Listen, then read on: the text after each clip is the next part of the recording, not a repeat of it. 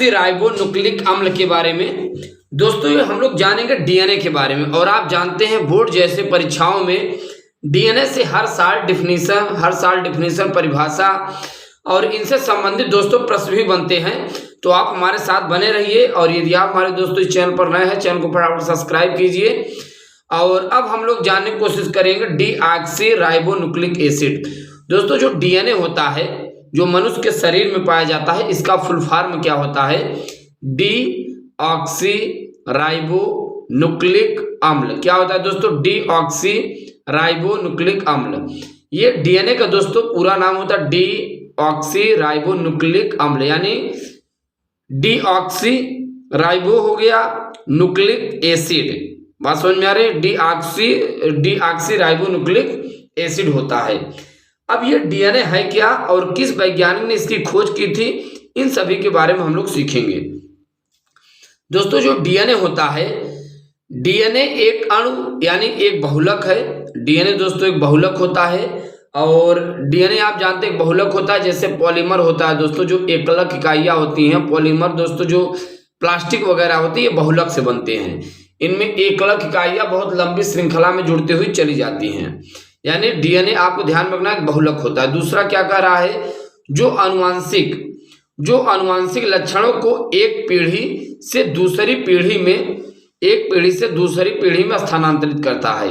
अब दोस्तों ये सबसे इंपॉर्टेंट फैक्टर है डीएनए। अक्सर हम लोग जैसे कभी कभी देखते हैं, कोई जानवर होता है, कोई मनुष्य होता है, जब शरीर उसका मृत हो जाता है तो हम लोग दोस्तों डीएनए से पता करते हैं ये व्यक्ति किस खानदान का है। ठीक, तो दोस्तों ये आप देख पा रहे हैं डीएनए एक बहुलक होता है। इसके अंदर एक अनुवांशिक पीढ़ी का लक्षण पाया जाता है। अनुवांशिक पीढ़ी का मतलब दोस्तों ये एक पीढ़ी से दूसरी पीढ़ी तक स्थानांतरित करता है। दोस्तों अब ये मतलब जरा हम लोग समझते हैं।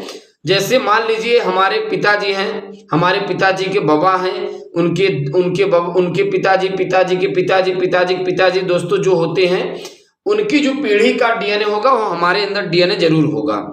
ठीक, इसे अनुवांशिक अणु भी कहते हैं। दोस्तों यदि आपसे कोई पूछता है अनुवांशिक अणु किसे कहते हैं, तो डीएनए को हम लोग क्या कहते हैं? अनुवांशिक अणु कहते हैं, क्योंकि ये पीढ़ी दर पीढ़ी स्थानांतरित होता रहता है।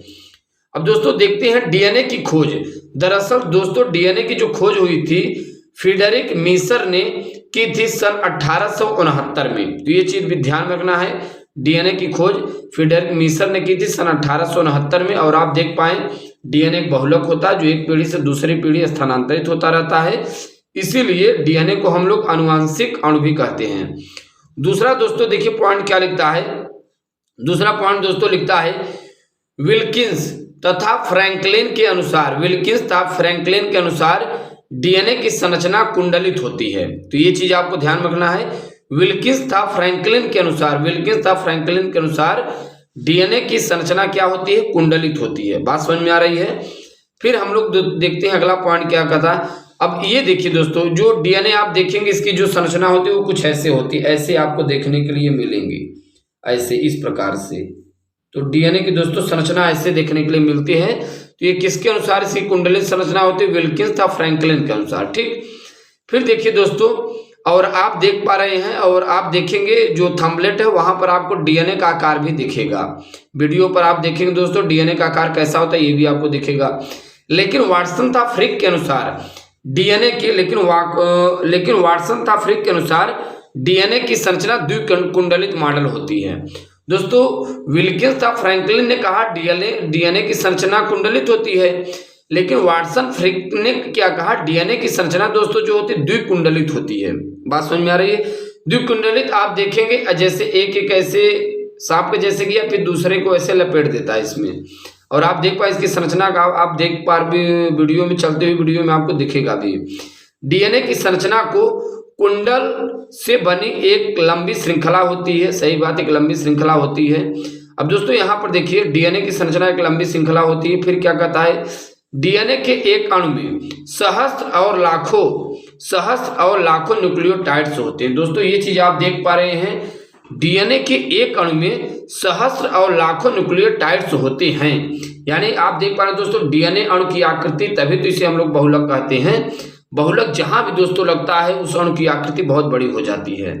तो इस प्रकार से दोस्तों हम लोग सीख पाए डीएनए के बारे में। और इसके बाद दोस्तों हम लोग अगले वीडियो लेक्चर मुलाकात करने की कोशिश करेंगे। Thanks for watching, thanks lot, धन्यवाद।